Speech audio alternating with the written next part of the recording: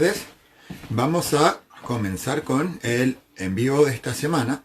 Para esta oportunidad decidimos, ¿cierto?, conversar de un tema bastante interesante, que genera también discusiones también bastante interesantes y análisis en términos de el cómo, ¿cierto?, analizar la deglución patológica. Acá tenemos una discusión bastante importante y también distintos paradigmas de análisis. Nosotros tradicionalmente tenemos una formación desde el punto de vista fisiopatológico centrado principalmente en un análisis por patología. Esto es básicamente lo que hemos aprendido en pregrado, posteriormente en posgrado. Igual tendemos a generar este análisis más centrado en el análisis por patología. En términos de este análisis hay un concepto y un contexto bien particular y bastante interesante que fuimos descubriendo con el paso del tiempo en este trabajo conjunto con otros profesionales, sobre todo fisioterapeutas, también cierto algunos médicos, neurólogos, etcétera, los cuales también nos proponían en cierta medida salir un poco de este contexto tan particular, tan específico de una patología. Tenemos un colega que en determinado momento nos decía o nos preguntaba qué tan funcional, ¿cierto?, resultaba un análisis por patología tan específico, donde aprendemos básicamente una receta de cocina de características que podría presentar este usuario y nos centrábamos mucho en este aprendizaje más mecánico. En este sentido, lo que nos plantearon en determinado minuto es cómo podríamos cambiar, ¿cierto?, desde estos paradigmas hacia un análisis más global, más genérico. Tiene bastante que ver con este conocimiento fisiológico y biomecánico, también el conocimiento de las alteraciones, ¿cierto?, por patologías de base. Sabemos hoy en día que tenemos conceptos bastante interesantes, bastante importantes. El primero de ellos relacionados a los cambios en este contexto a nivel del análisis fisiológico de la deglución. Tenemos nuevos modelos de análisis fisiológico, los cuales redefinieron este concepto de deglución normal. Tenemos modelos para líquidos, modelos para el análisis, ¿cierto?, del procesamiento de sólidos, cada uno con sus características en particular, cada uno también a nivel global con componentes biomecánicos bastante detallados. Y es en este sentido donde actualmente se empieza a generar, ¿cierto?, nueva información, nuevos contenidos, nuevos subtipos de análisis, y se empiezan también a establecer no solo este componente fisiológico y biomecánico, sino que también los requerimientos de base asociados, ¿cierto?, a las patologías de base. Sabemos que el mayor número, ¿cierto?, de alteraciones de base que pueden cursar con un trastorno de la deglución se relaciona con patologías de origen neurológico. Y es en este sentido donde se plantea este análisis bastante importante, esta separación entre un análisis bastante cerrado y particular por patología versus un análisis más global o integral. Y en este sentido me llamó mucho la atención en determinado momento el cómo podemos ir interrelacionando estos distintos conocimientos hacia el establecimiento, ¿cierto?, de un proceso diagnóstico y el establecimiento, primero la selección de objetivos y la selección de herramientas de intervención de deglución. Tiene bastante correlación con la inclusión de los conceptos o paradigmas de la práctica basada en la evidencia. No es solo, de acuerdo a lo que ya hemos visto y analizado en otras transmisiones, no es solo una selección de herramientas de intervención con la mejor evidencia disponible, sino que también tenemos paradigmas, ¿cierto?, asociados a conocimientos de base. Debemos conocer, ¿cierto?, esta caracterización de las patologías de base, en este caso patologías primordialmente de origen neurológico. Esto involucra como conocimiento de base para un buen establecimiento de un proceso de evaluación y de intervención, este conocimiento de los sistemas de control neuromotor, los cuales tienen relación con estos sistemas, ¿cierto?, de control relativos a la motoneurona superior, la motoneurona inferior, los sistemas subcorticales, la participación del cerebelo, y cómo la alteración de estos subsistemas neurológicos de control neuromuscular van a incidir sobre estas funciones bastante específicas y particulares que tenemos nosotros por las características o mediadas por las características distintivas de la musculatura orofacial, por las características distintivas a nivel funcional, ¿cierto?, de todas las funciones estomatognáticas. Es decir, tenemos una gran cantidad, ¿cierto?, de componentes. Permiso, vamos a agregar alguien acá. De base nos permiten también un mejor análisis. ¿Cómo sería este análisis? Básicamente, cuando nosotros tenemos un análisis relativo a la deglución, vamos a ver que tenemos una gran cantidad de componentes o mecanismos de control. Estos mecanismos de control sabemos que cursan, ¿cierto?, con funciones bastante específicas. Estas funciones específicas, permiso, estas funciones específicas van a generar una interacción. ¿Qué es lo que tenemos de base? Sistemas de control neuromotor. Si yo comprendo los sistemas de control neuromotor y comprendo las funciones asociadas a cada uno de ellos, comprendo qué puede cursar, ¿cierto? ¿Qué podemos encontrar como signos asociados a la alteración de estos sistemas de control neuromotor?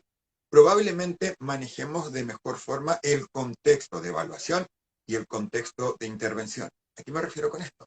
Básicamente es que tenemos desde un componente de base más global caracterizaciones de los pacientes neurológicos que podemos establecer, sobre todo en adultos, en base a este componente inicial, la comprensión de los signos clínicos y las características asociadas a la presencia de espasticidad, rigidez o de alteraciones de la motoneurona inferior. Esto es bastante importante, ya que si manejamos el contexto, este componente global, y lo interrelacionamos, ¿cierto?, con nuestro conocimiento a nivel fisiológico y biomecánico, básicamente podremos comprender de mejor forma las características de una patología o de un cuadro deglutorio, en específico, de acuerdo a estas características basales.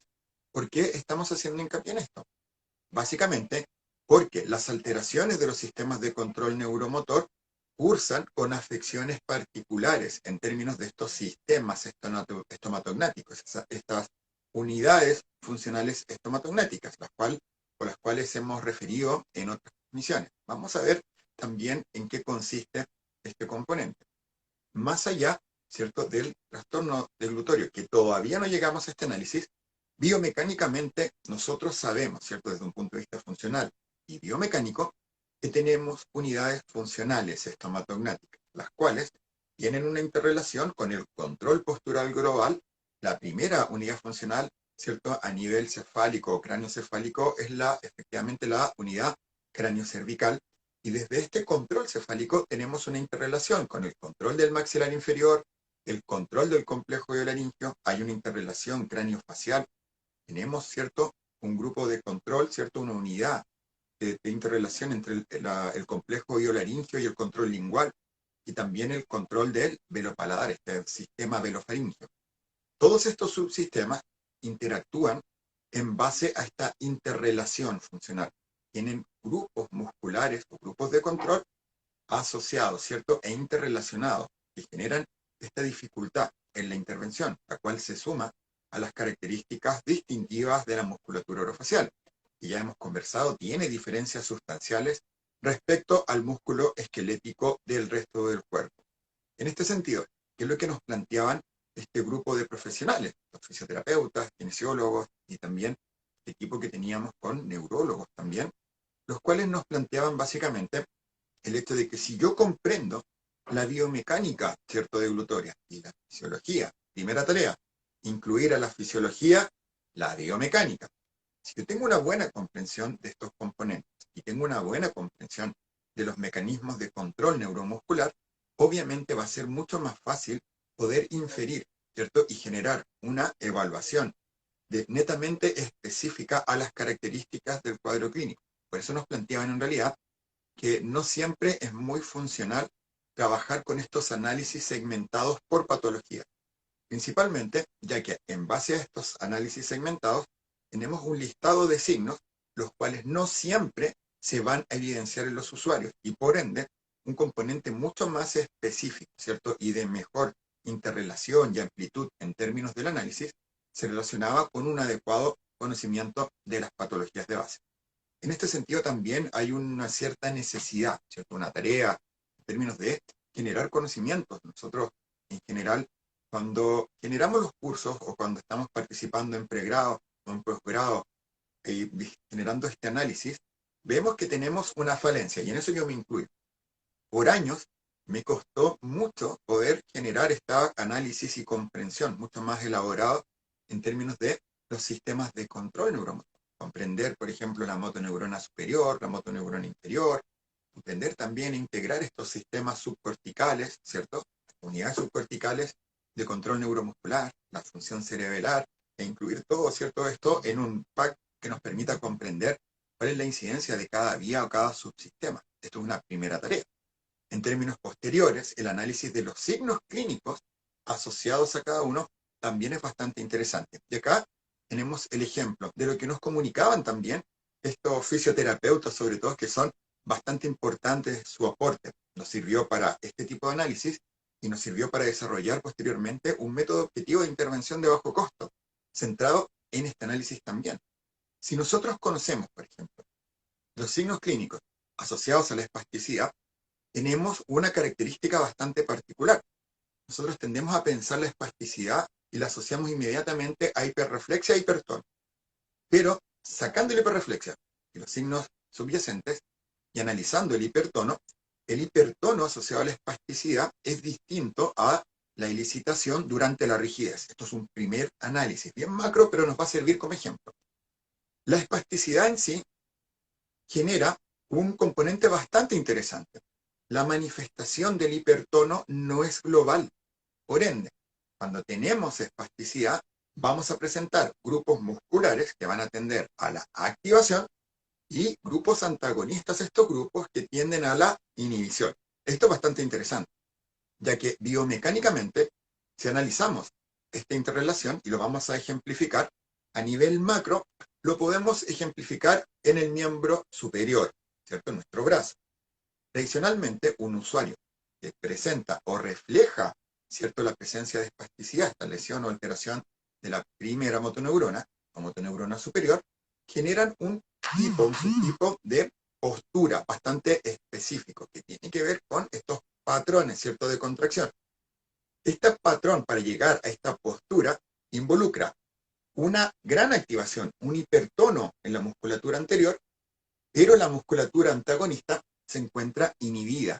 Y es por esto que cuando lo analizamos desde este componente, desde este análisis que nos recomendaban nuestros colegas fisioterapeutas y kinesiólogos, empezamos a comprender que el hipertono en la espasticidad no es global. Se evidencia en las alteraciones de motoneurona superior, inferior, y lo vamos evidenciando con posturas bastante marcadas en los sujetos con espasticidad. Llevemos este ejemplo a cabeza y cuello. Cuando nosotros analizamos bajo este contexto y ya biomecánicamente, otra tarea que tenemos es aprender anatomía, ¿cierto?, desde un punto de vista más funcional. Otro de los problemas que hemos detectado y que también me incluyo en este grupo es que aprendimos la anatomía básicamente por denominación de un músculo, origen, inserción, función. Esto es bastante global. Pero no aprendemos a analizar, ¿cierto?, la función integrada de los grupos musculares. Nosotros tenemos grupos musculares que participan bajo diversas dinámicas en el control de estos subsistemas. Un ejemplo bastante importante que vimos las semanas anteriores se da o se origina entre la musculatura asociada a la elevación, ¿cierto?, del maxilar inferior y la apertura o descenso. ¿Por qué vamos a utilizar este ejemplo? Vamos a centrarnos en este ejemplo en el control del maxilar inferior, en el cierre y la apertura, y también vamos a incluir el componente asociado al desplazamiento del complejo hiolarín. Cuando vemos, o cuando nosotros aprendemos, ¿cierto?, sobre masticación, o sobre el control del maxilar inferior, nosotros aprendemos básicamente que la musculatura masticatoria son el temporal, el massetero y los pterygoides. Eso sale casi de corrido. Es lo primero que se nos viene a la mente. Sin embargo, los mecanismos de control del maxilar inferior son más complejos. Esto también lo ejemplificamos en una transmisión previa. Tenemos una musculatura, ¿cierto?, agonista para la elevación, que es la musculatura masticatoria, temporal, masseteros, pterygoideos, los cuales también participan de otros desplazamientos. Acá lo analizaremos en términos de el cierre y la apertura. Y este grupo muscular tiene un grupo muscular antagonista, que es la musculatura asociada a la apertura. La apertura del maxilar inferior tiende a generarse por dos componentes. Uno, la fuerza de gravedad. El segundo, por la acción de la musculatura, ¿cierto?, de apertura. Pero esta musculatura de apertura presenta contracciones sinérgicas con otros grupos musculares. Acá ya empieza a ser más complejo el análisis. Para que la musculatura suprayoidea logre generar la apertura, tiene que tomar punto fijo en el hueso yoides. Pero si el hueso yoides se encuentra libre, no logra generar este punto fijo. Necesitamos fijar el hueso yoides. Por ende, para generar o elicitar estos patrones, ¿cierto?, necesarios para la apertura del maxilar inferior, necesitamos una contracción de la musculatura infrayoidea, se contrae, fija el hueso yoides. Al fijar el hueso yoides, toma o se instaura como punto fijo para la musculatura suprayoidea, y al ser el punto fijo, al establecerse acá abajo, la musculatura suprayoidea se contrae hacia el hueso yoides y permite la apertura. Acá tenemos un primer grupo de control muscular. Si tienen dudas, me van escribiendo, porque esto es análisis un poco más complejo que lo que ya hemos venido realizando. Cuando tenemos este grupo y lo entendemos como un grupo, ¿cierto?, de control neuromuscular del maxilar inferior, e incluimos este concepto de espasticidad, sabemos ya en este minuto que la espasticidad, el hipertono asociado a la espasticidad, no es global. Hay grupos musculares que se activan versus otros que se inhiben. En este contexto asociado al análisis de este grupo muscular, en el contexto de la presencia de espasticidad, la musculatura, ¿cierto?, de ascenso, es la que tiende a generar estos patrones de activación. Es decir, hay un hipertono marcado en la musculatura masticatoria. Por eso muchos pacientes, usuarios que cursan con espasticidad, tienden a presentar una tendencia al cierre. Y bajo este contexto, tal como lo vimos en el control, ¿cierto?, del miembro superior, si se activa esta musculatura, que sería la agonista para el cierre, la musculatura, ¿cierto?, asociada a la apertura, se inhibe. Es decir, en el contexto de espasticidad tenemos activación o hipertono de la musculatura masticatoria e inhibición de la musculatura suprayoidea. Llevemos esto a otro análisis, para que veamos también qué es lo que ocurre con la musculatura infrayoidea. Si vemos o estamos en este contexto, la musculatura infrayoidea también tiende a activarse con la presencia de espasticidad. Y nuevamente vamos a ver activación de un grupo muscular asociado al descenso e inhibición de la musculatura suprayoidea. Esto es bastante importante, básicamente porque ante la presencia de este tipo de cuadros clínicos, nosotros solo con saber que tenemos un usuario que evidencia lesión de la motoneurona superior, que cursa con espasticidad, solamente mirando, este fue el ejemplo que me dio el neurólogo, si yo veo a un usuario entrar en silla de ruedas o caminando, y solamente con ver cómo evidencia este trastorno motor, yo inmediatamente te puedo decir las características que va a presentar en términos de la musculatura craneocervical. En un primer momento nosotros dijimos, bueno, se está tirando así un cuento bien interesante. Pero cuando lo llevaron a la práctica, evidentemente se generaba un contexto de análisis. El fisioterapeuta en ese minuto nos dijo, paciente, lesión motoneurona superior, curso con espasticidad, va a presentar hipertono, aumento de tono, la musculatura masticatoria, siendo que él nunca tuvo mucho que ver con deglución, va a presentar aumento del tono muscular de la musculatura infrayoidea y probablemente inhibición de la musculatura suprayoidea. Esto en un contexto bien micro. No fueron muchos más los ejemplos que nos dieron. Y tiene correlación con lo que estamos hablando. Todos los usuarios que presenten estas características tienden a presentar hipertonía, inhibición, hipertonía. Esto es un concepto bastante común. Esto se da en todos los usuarios. Por ende, si llevamos este análisis a el análisis de los sistemas de control del complejo hiolaringio, obviamente la presencia de estas caracterizaciones basadas en la presencia de espasticidad nos van a indicar que si tengo una activación de la musculatura infra, nuevamente bajo el análisis del complejo hiolaringio, si tengo activada la musculatura infrayoidea, se inhibe la supra, que es la antagonista. Y nuevamente se refuerza este concepto. Tenemos grupos musculares que presentan respuestas bastante características. Si tengo activada la musculatura infra y tengo el hueso yoides en posición de descenso y fijo, el hueso yoides tiene conexión con la lengua. Por ende, en este tipo de usuarios, cuando hay lesiones uni o bilaterales, la lengua tiende a estar retraída, la cual también aumenta su tono. Si es unilateral, esta alteración se retrae y se desvía hacia el lado afectado. Entonces, ¿qué es lo que tenemos acá?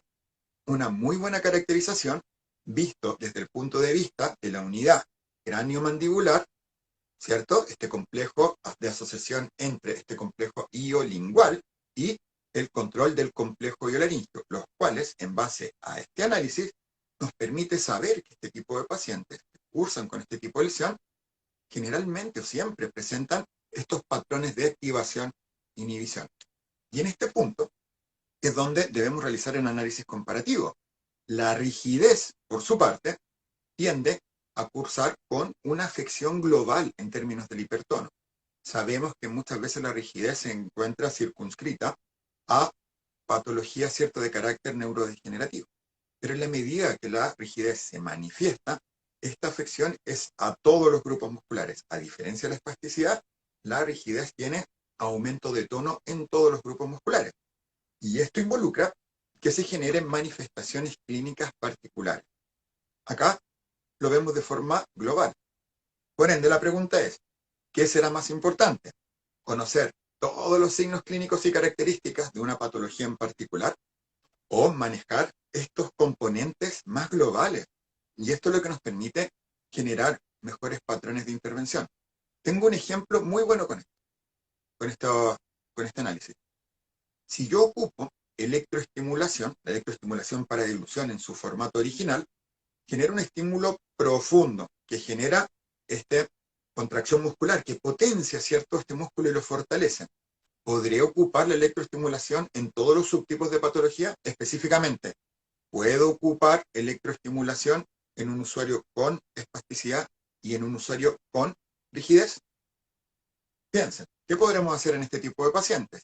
Básicamente, este tipo de usuarios necesita de un análisis y los usuarios con espasticidad, con evidencia de esta inhibición, pueden utilizar un electroestimulador.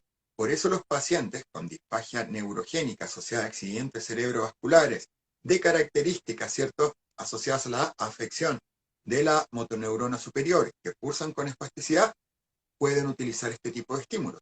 La pregunta a la inversa, ¿podríamos utilizar este estímulo, ¿cierto?, de contracción muscular en un usuario con Parkinson que evidencia rigidez?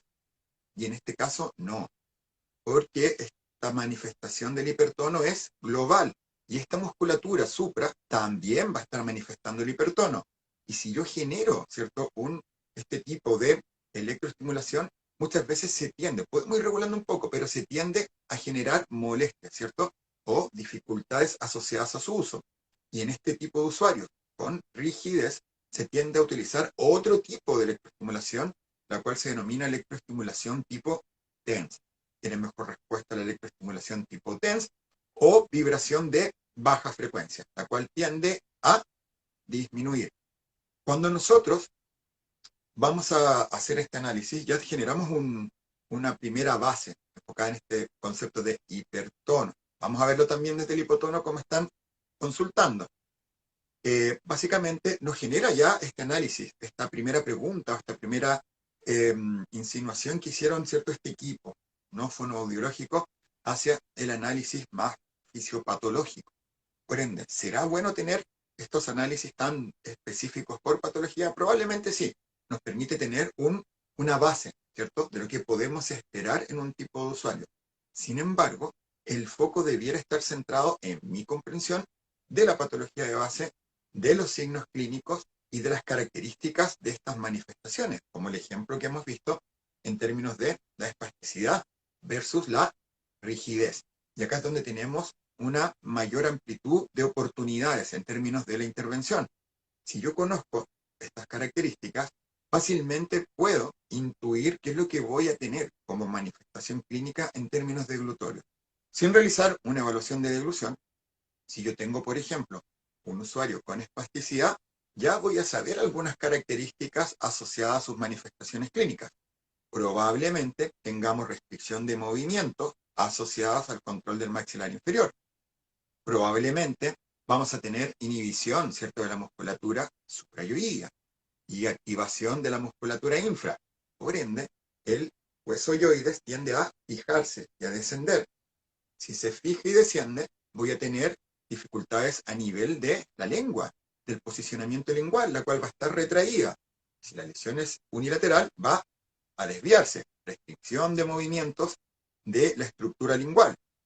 Este mismo contexto también nos permite inferir que la lengua, si se encuentra retraída, ¿cierto? O desviada también, va a tener o evidenciar dificultades en las etapas orales, ¿sí? Ya sea en la ingesta de líquidos o de sólidos. En el caso de la ingesta de líquidos, probablemente presente dificultades en el control anterior del bolo o el contenido líquido. Si es en la ingesta de sólidos, va a tener dificultades en la formación del bolo. Y un tercer componente, va a tener también dificultades en la retracción lingual, la cual se encuentra mediada también por esta restricción de movimiento. Fíjense en este análisis, sin realizar una evaluación clínica todavía.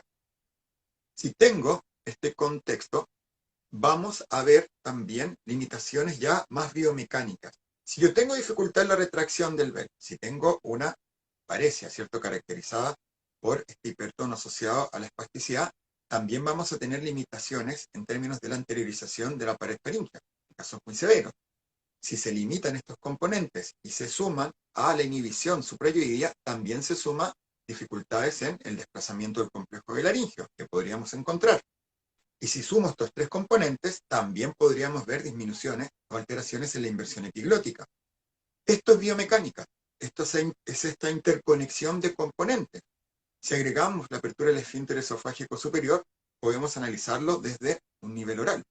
Si la lengua se encuentra retraída y débil, probablemente logre menores niveles de elevación y de presión isométrica contra el paladar. Por ende, hay una menor activación previa al reflejo de evolución o respuesta motor orofaringea de la musculatura supra.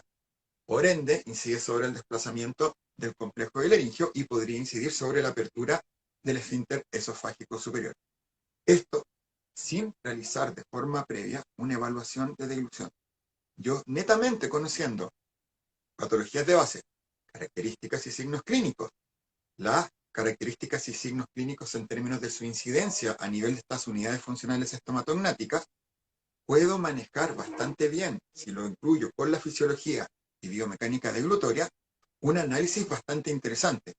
Y si yo manejo estos conceptos, obviamente es más simple el enfoque que voy a dar a nivel de la evaluación clínica de deglución. Esto es bastante importante, sobre todo cuando no tenemos, sobre todo en Latinoamérica, la posibilidad de instaurar muchas veces procedimientos de evaluación instrumental.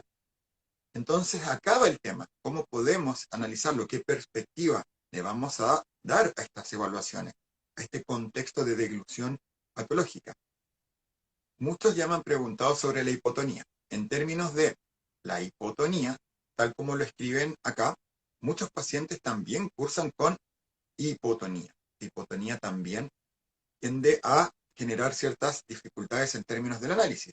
Debemos recordar que las alteraciones de la motoneurona inferior involucran distintos subtipos de manifestaciones, desde manifestaciones muy focales en probablemente un solo cierto par craneal, hasta manifestaciones más globales que pueden incidir sobre muchos sistemas. En el caso de la hipotonía, sabemos que todos los grupos musculares van a presentar esta inhibición, ¿cierto?, de la musculatura, la función muscular.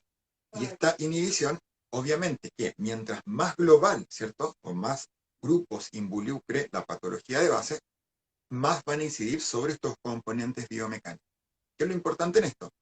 Siempre las lesiones de motoneurona inferior involucran nuevamente un conocimiento de base. Este conocimiento de base tiene que ver con las patologías, con los signos clínicos, las afecciones particulares por par craneal o la incidencia de este contexto global sobre la función deglutoria. Primero, sobre las unidades de control o funcionales estomatognáticas y cómo el hipotono va a incidir sobre ellas. Si lo caracterizamos en un contexto más global, ¿cierto?, en alteraciones que influyen globalmente sobre todos los grupos musculares, obviamente acá se genera un análisis distintivo, ¿cierto?, diferencial respecto a la presencia de espasticidad por rigidez, de que todos los músculos van a tender a la inhibición. Cuando se genera un cuadro más global en términos de la presencia de hipotonía, obviamente perdemos un control, ¿cierto?, de estas diversas unidades, marcados por la inhibición. Por ende, todas las estrategias de intervención se orientan a activar estos grupos musculares o activarlos inicialmente desde el punto de vista de generar una estabilización en los sistemas de control neuromuscular del maxilar inferior, del complejo hiolaringio, de esta unidad iolingual, también a nivel de los faringios. Y esta es la diferencia entre uno y otro. Por este motivo, en esta transmisión en vivo lo que estamos buscando es generar también esta pregunta, esta disyuntiva. ¿Cómo vamos a generar, cierto, este conocimiento a nivel de las caracterizaciones patológicas de la deglución? ¿Lo vamos a ver desde un punto de vista más centrado en el análisis por patología? ¿O vamos a integrar estos conocimientos más asociados al manejo, ¿cierto?, de las patologías de base, al conocimiento de las vías de control neuromuscular, los signos clínicos que los acompañan y la integración con estos nuevos modelos fisiológicos y con estos modelos más biomecánicos? Si se fija en este análisis, esta interrelación que nos permitió inferir de forma previa una gran cantidad de componentes que podrían estar alterados ante la presencia de espasticidad, refleja también el por qué se genera esta postura, esta propuesta de análisis más patológico. Por este motivo, yo creo que uno de los puntos importantes es que nuevamente se grafica la necesidad de integrar este conocimiento biomecánico y fisiológico, un análisis integrado que nos permita también ir generando esta inclusión con los conocimientos, ¿cierto?, de los cuales estamos hablando. La deglución, vista desde un punto de vista patológico, obviamente genera estas limitaciones.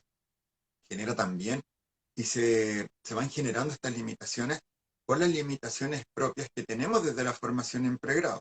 Actualmente, en los viajes hemos notado que muchas universidades están, ¿cierto?, dando desde hace unos años atrás más énfasis en esta formación a nivel de los sistemas de control neuromuscular y también más énfasis en la formación, por ejemplo, en deglución. Debemos comprender también que, como conocimiento de base, el conocimiento de estas vías de control y de sus alteraciones nos sirve también para el trabajo en habla, lo incluimos en deglución, este control, ¿cierto?, orofacial a nivel global, pero también este entrecruzamiento con los conocimientos relativos a la musculatura orofacial y sus características, a estas unidades funcionales estomatognáticas, de forma más global, nos permiten un análisis mucho más integral en términos de la proyección que podemos dar hacia un adecuado, cierto, proceso, cierto, también en términos del diagnóstico de un cuadro deglutorio, de la selección de objetivos y la selección de estrategias de intervención. Este ejemplo que voy a dar ahora lo dimos unas semanas atrás. Es distinto tener una concepción centrada en la intervención de deglución, como lo aprendemos, así como receta de cocina. Tengo la deglución supraglótica, supraglótica, maniobra de Mendelssohn, de Masako, Shakir, maniobras compensatorias y un listado. Si yo lo veo funcionalmente, yo busco el objetivo, puedo llegar a una estrategia. Por ejemplo, si necesito trabajar la apertura del esfínter esofágico superior, de libro sabemos que la técnica o maniobra de Shakir nos permite por objetivo trabajar sobre este componente. Si yo conozco la vía mecánica de la apertura del esfínter esofágico superior, sé que la técnica de Shakir tiene como objetivo real fortalecer la musculatura suprayoidea. Con esto facilita un mayor desplazamiento del complejo hiolaringio y a la vez la apertura del esfínter esofágico superior. Biomecánicamente esa es la incidencia. Pero esto también nos puede hacer pensar y decir, perfecto, si yo tengo una patología de base, primero, patología de base que cursa con espasticidad, hipertono como signo clínico, que sabemos que tiene patrones de activación, inhibición. Primero tengo que saber, ¿será la patología de base o la patología de base cursará con inhibiciones suprayoideas? En el caso de la espasticidad, sí, me sirve la maniobra de Shakir. Pero en realidad la técnica de Shakir para facilitar la apertura no es la única estrategia. Biomecánicamente, cualquier tipo de estrategia que active la musculatura suprayoidea y que permita mejores desplazamientos va a facilitar la apertura del esfínter esofágico superior. Por ende, de acuerdo a lo tradicional, la deglución con esfuerzo, la maniobra de Mendelssohn, la técnica de Shakir, las técnicas más actuales, el setar con el balón o la apertura del maxilar inferior contra resistencia, también con estos balones. La electroestimulación también pueden ser útiles en términos de potenciar la apertura del esfínter esofágico superior, biomecánicamente analizado. Entonces, ¿qué es lo importante de esto? No puedo utilizar de forma indiscriminada tareas, ¿cierto? O herramientas de intervención. Si situamos este mismo ejemplo en un usuario que presenta o que cursa con rigidez, este usuario va a presentar cierto hipertono a nivel de la musculatura suprayoidea.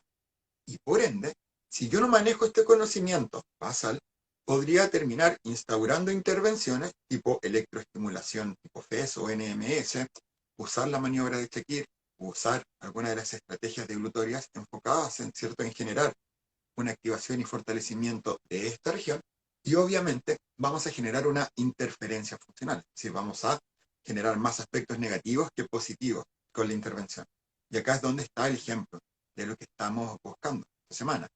¿Cómo vamos a analizar? ¿Cómo vamos a generar, cierto, esta proyección de un cuadro en particular hacia el análisis fonoaudiológico de deglución? Esto es útil también mucho en habla, conocer y comprender estas vías de control neuromuscular. Por este motivo, tal como lo hemos visto, hemos tratado de segmentarlo bastante bien. Un concepto bastante importante se relaciona con este componente. Y dentro de esto tenemos también algunos conceptos también inherentes a este análisis. Muchas veces al centrar este análisis que hicimos más centrado en adultos, cuando lo llevamos, ¿cierto?, al análisis en niños, sobre todo en usuarios con parálisis cerebral, es mucho más complejo. Generalmente no tenemos tantas afecciones específicas focales. De hecho, muchos niños con parálisis cerebral presentan cuadros, ¿cierto?, de manifestaciones mixtas. Y acá es mucho más importante conocer las vías y los signos clínicos y evaluar estos componentes de forma previa a este componente ya tan deglutorio. Tenemos que establecer cómo se encuentran estas cadenas de control neuromuscular para poder realizar un adecuado proceso diagnóstico y una adecuada selección de objetivos. Tenemos un componente final también que queremos incluir. Se anexa a este componente las características propias de la deglución en el adulto mayor. Sabemos que la deglución en el adulto mayor, tradicionalmente y de forma actual, lo definen desde un contexto de la deglución, ¿cierto? Una deglución totalmente fisiológica, lo que denominan también deglución normal. Fuera de esto, es más genérico a nivel de los jóvenes, en la población de adultos mayores se habla de la presencia de presfagia. Esta deglución, ¿cierto? Podríamos llamarlo una deglución normal, pero envejecida. Es una deglución funcional. Si bien presenta sus características, no tiene, ¿cierto?, la eficiencia que presentaba, ¿cierto?, esta deglución, ¿cierto?, en edades o rangos etarios más previos. Pero en este punto, donde se encuentra la presbifagia, los adultos mayores tienen una línea bastante delgada entre la normalidad y el paso a lo patológico. Tenemos una serie de factores que van incidiendo y es aún más importante incluir estos conocimientos. Tengo que comprender lo que es deglución normal en el adulto mayor para poder comprender también el cruce de línea hacia lo patológico. Y esto también es importante y tenemos actualmente muchos cursos enfocados en la deglución normal, ¿cierto? Normal, en la presbifagia, en la caracterización en base a estos nuevos modelos fisiológicos y también en la instauración en este paso entre la deglución normal fisiológica, esta deglución funcional caracterizada también como presbifagia y este paso posterior hacia la deglución patológica ante determinados eventos. Esto también involucra esta interrelación.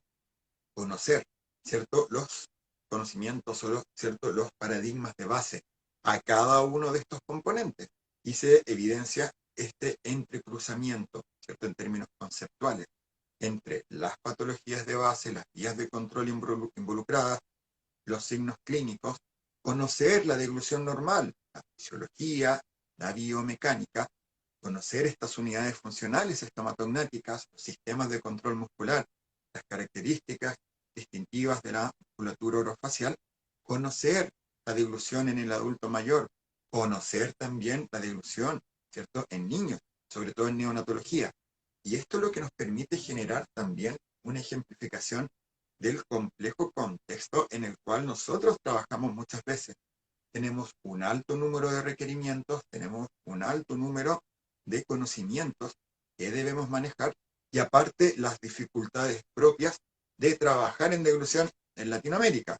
No muchas veces tenemos los recursos para contar con todas las herramientas. Y si no tengo la posibilidad de realizar una evaluación instrumental, más importante aún van a ser estos componentes de análisis que nos van a permitir generar una adecuada evaluación. En este sentido, también había una pregunta anterior que nos se plantea en términos de cómo podemos reconocer la espasticidad o la rigidez en un contexto de evaluación de deglución. Yo creo que antes de tratar de reconocerlos en la evaluación de deglución, de forma previa ya debiéramos tener el reconocimiento, ¿cierto? Un análisis en términos de las manifestaciones clínicas, tal como lo hablábamos. ¿Cómo lo podemos ver? Con el diagnóstico neurológico, con, ¿cierto?, los exámenes radiológicos muchas veces, o el uso de un TAC, una resonancia, las mismas manifestaciones clínicas del usuario en términos del control postural y neuromuscular, también las estrategias ya más tradicionales, incluso la palpación, la información que nos puedan presentar, por ejemplo, el equipo de kinesiólogos o fisioterapeutas, los mismos terapeutas ocupacionales, antes de evaluar deglución. Antes de evaluar deglución, tengo que tener claro cuáles son las características del cuadro del usuario. Cursa con elasticidad, cursa con rigidez. Y de acá llevarlo hacia este análisis un poco más elaborado. Tenemos otra pregunta acá, si es que tenemos algún libro de biomecánica de deglución. Hace poco nosotros publicamos uno.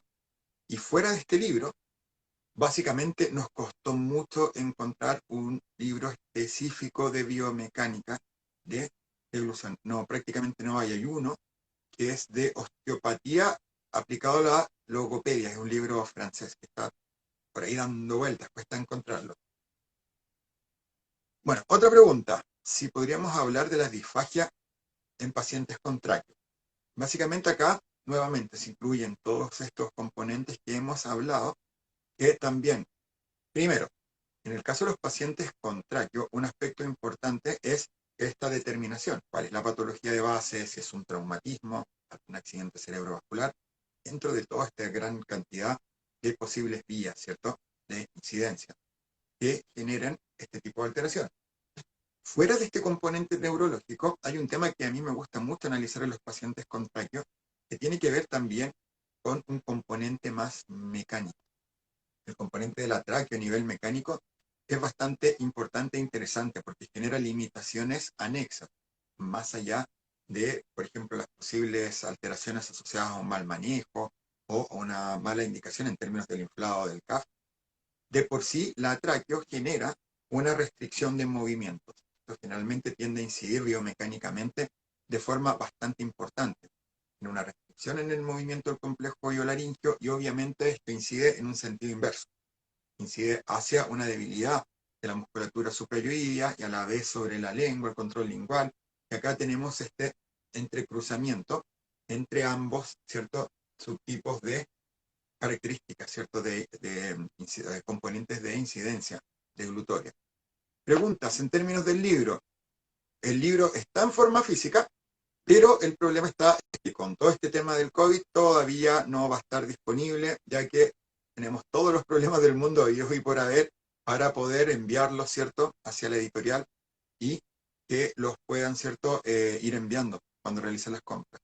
Sí está disponible como ebook. No tiene un valor muy caro porque el proyecto de nosotros se centra en generar material de bajo costo. En Argentina por ahora solo el ebook hasta que se solucione esto. Ya posteriormente, cuando esté un poco más tranquilo este tema, vamos a enviar libros, ¿cierto?, argentino, se va a realizar la venta, pero en este minuto resulta totalmente imposible de realizar. Para una pregunta que hay acá, en términos de cómo podemos intervenir, ¿cierto?, a nivel de la presencia de presbifagia. Generalmente acá tienes dos líneas. Una línea que se centra en la intervención y otras que no. Pero cuando queremos generar algún programa, ¿cierto?, de prevención o de entrenamiento, debemos, ¿cierto?, enfocarnos en las características. La presbifagia, como este concepto de deglución normal, pero envejecida en el adulto mayor, tiene algunas características, y la principal de ellas es la sarcopenia. Esta pérdida de masa muscular, pérdida de fuerza, de resistencia, asociada también a una pérdida de la sección transversal del músculo. El músculo se adelgaza. Junto con esto, hay una mayor infiltración de tejido adiposo, es decir, se caracteriza por una debilidad muscular, la cual, si bien no es muy significativa como para generar una disfagia, sí genera ciertas limitaciones. Por ende, en el adulto mayor, si quisiéramos hacer un programa de entrenamiento, resulta bastante positivo generar trabajos de fortalecimiento, bastante objetivos, de acuerdo al rendimiento del usuario. Recordemos algunas cosas de las cuales hemos hablado de forma previa. Uno, tenemos un componente funcional muy importante, la cincha del buccinador. Musculatura labial, buccinador y constrictor faríngeo superior tienden a funcionar o tener una respuesta sinérgica. Por ende, programas de fortalecimiento labial contra resistencia tienden a potenciar la función de todos estos componentes. Ejercicios linguales isométricos son bastante interesantes porque fortalece la musculatura lingual, la musculatura suprayoidea, tienden a favorecer el desplazamiento del complejo biolaringio y la apertura del esfínter esofágico superior. Es una estrategia integral donde con un ejercicio podemos trabajar muchos objetivos. Y un trabajo bastante interesante que tiene muy buenos resultados y evidencia es el trabajo con ejercicios de fortalecimiento de la musculatura expiratoria, ya que genera, por el tipo de tarea, también un efecto, un resultado multicomponente. Como es un ejercicio respiratorio contra resistencia, fortalece la musculatura labial, nuevamente, labios, buccinador, constrictor faríngeo superior, tiende a generar patrones de activación del velo del paladar, y por estas mismas características del ejercicio se genera fortalecimiento suprayoideo, mejor desplazamiento biolaringio y también potencia la apertura del esfínter esofágico superior. Ahí tienen un ejemplo súper interesante. Esto es biomecánica aplicada a la intervención de deglución, con integración de estos componentes de base. Debemos recordar que la práctica basada en la evidencia se basa en 4 pilares: conocimiento de la patología de base, solidez teórico y práctica, ¿sí? Esta interrelación que debemos hacer entre estos componentes, que tiene que ver con el conocimiento de las estrategias de intervención, sus objetivos, la biomecánica implicada en su uso, y el cuarto componente, que es la evidencia, la mejor evidencia disponible en términos de una estrategia en particular. Por este motivo, ya nos comenzamos a despedir en la presente semana. Si miran en las publicaciones, van a poner la información relativa al libro, donde pueden conseguir el ebook. Básicamente, eso es un poco de la información global. Y esta última pregunta la vamos a diferenciar. ¿Cómo diferencia la evaluación de espasticidad y rigidez en la musculatura orofaringea? Más que recomendada, más que buscarlo en la musculatura orofaringea, tienes que centrarte en la patología de base. Hay un componente que es súper complejo para nosotros, que tiene que ver con la determinación y la caracterización de el hipertono o el tono muscular a nivel orofacial. En este minuto contamos con muy pocas herramientas y por ende se basa en herramientas objetivas de difícil acceso, como el equipo Myoton. Se escribe Myoton con Y, el cual es muy costoso y no lo podemos tener. Y por ende, el análisis tiene que ver básicamente con las características de la patología de base, tipo de alteración, sitio de lesión, diagnóstico neurológico, características en términos de las manifestaciones clínicas, y obviamente podemos integrar este análisis más biomecánico y de manifestación clínica.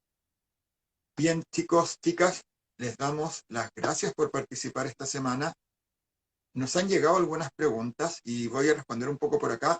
Vamos a hacer, ¿cierto?, una transmisión en vivo enfocada en presbifagia, donde vamos a hablar con mayor profundidad de las características de estos componentes. En las próximas semanas también integraremos la posibilidad de acceder de forma más barata a los próximos cursos, ¿cierto? Ya generamos la semana pasada una invitación con un descuento importante. Estamos trabajando para realizarlo nuevamente. Y obviamente pueden enviarnos todas sus preguntas. Si se les complica, como dicen acá, utilizar SciHub, pueden escribirnos y yo los puedo ayudar a poder bajar estos papers. ¿Sí? ¿Les parece? Así que nos estamos viendo la próxima semana y espero también que nos envíen sus preguntas y propongan temas. Recuerden, si nos escriben, podemos agendar por ahí una reunión o videoconferencia y yo les explico cómo utilizar SciHub. De igual forma, vamos a tratar de generar un video. Bueno, me despido, muchas gracias y nos estamos viendo la próxima semana.